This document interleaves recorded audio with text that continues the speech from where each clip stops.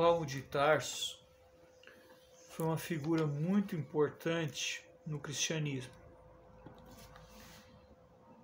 Ele foi um doutor da lei, né, que, de certa forma, perseguia os cristãos.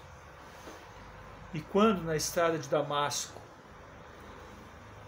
um clarão se faz sobre seus olhos e ele tem a nítida visão de Jesus, quando os historiadores falam da nítida visão de Jesus, nós podemos dizer que Paulo de Tarso tinha uma ideia emocional, inconsciente de quem era o Cristo. Não talvez na face dele. Na época era muito difícil as pessoas reproduzirem, né, como se fizeram depois na Idade Média, na escolástica, na época do iluminismo, na Revolução Francesa, onde se pintava a face das pessoas. Mas a transmissão era via oral, muito parecido com o que aconteceu com os gregos antigos. Então as pessoas sabiam, de certa forma, como era Jesus. Jovem, cabelo e barba ao estilo nazareno, um tórax levemente amplo, um nariz angulado. Muitos diziam na época que os olhos brilhavam, há de se supor que eram olhos claros, né? Então Paulo de Tarso já tinha uma imagem formada no seu inconsciente de como seria Jesus. E quando ele vê aquele moço jovem, aquela face esmaltada, aquela luz brilhante, é como se ele fosse tomado de uma espécie de histeria. Ou ele paralisa uma parte do seu corpo pela impressão forte e emocional. Pelo grau de impressão emocional muito grande.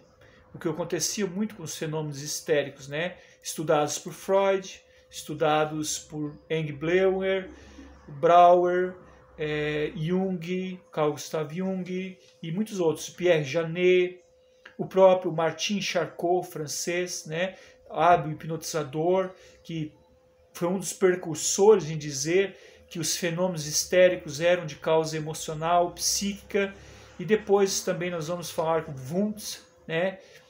William James, nos Estados Unidos, falando da causa emocional de muitas doenças. Então, aquela perda da visão de Paulo, nós supomos, como psicanalista, que foi emocional. Porque a luz tocou-lhe no fundo.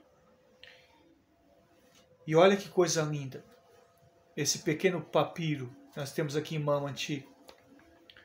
Quando Allan Kardec fala a citação de Jesus, dizendo: amemo-nos uns aos outros.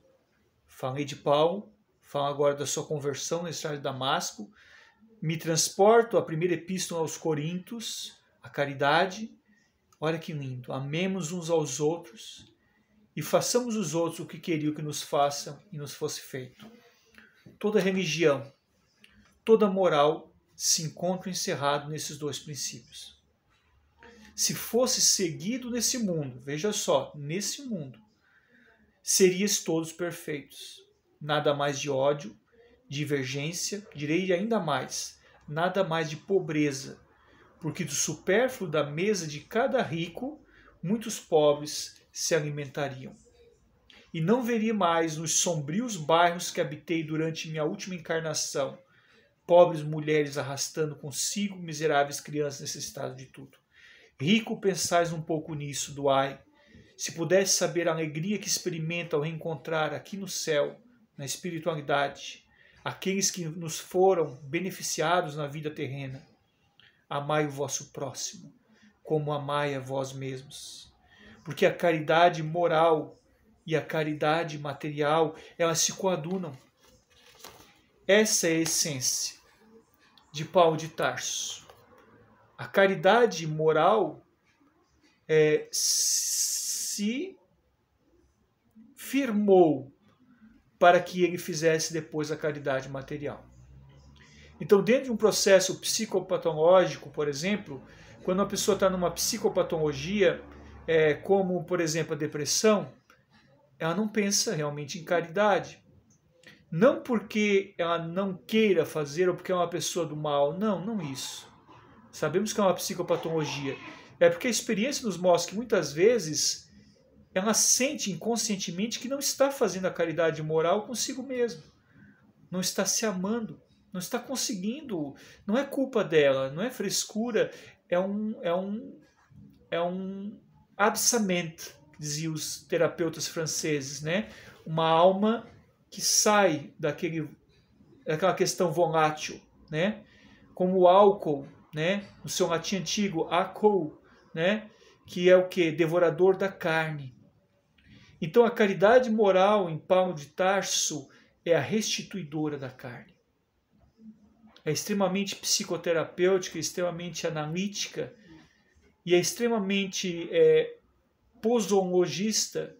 posológico, digamos assim, você dizer para a pessoa, faça o seu tratamento, tome a sua medicação, mas faça também a caridade. Por um princípio de cura da Esther, Paulo de Tarso cura aquele processo histriônico, né, da cegueira, porque os olhos dele estavam perfeitamente, a íris, a córnea não tinha sido danificada por uma luz extremamente forte, era um processo histriônico, digamos assim, como psicanalista. Então, quando ele se cura, a primeira coisa que ele pensa, Senhor, o que eu faço? Apacenta minhas ovelhas. Paulo, Paulo, por que tu me persegues? Além da voz de Jesus ecoando e descendo ao charco, é também a voz do inconsciente, do seu superego, a sua supra-imagem interior. Por que eu persigo quem faz o bem? Né? Por que muitas vezes eu desejo o mal a quem me acalenta? Por que eu me afasto de quem me ajuda? Por que eu critico quem se doa? Por que eu nego o amor a Deus? Ateísmo é cientificismo? Podia ser no século passado. Mas nesse novo século das luzes, depois de tantas coisas que mudaram nesse mundo, o ateísmo não é mais a luz do cientificismo. A parapsicologia, a psicologia positiva, a psicologia transpessoal, a série psicológica de Joana de Ângeles, através do saudoso Divaldo Franco, né?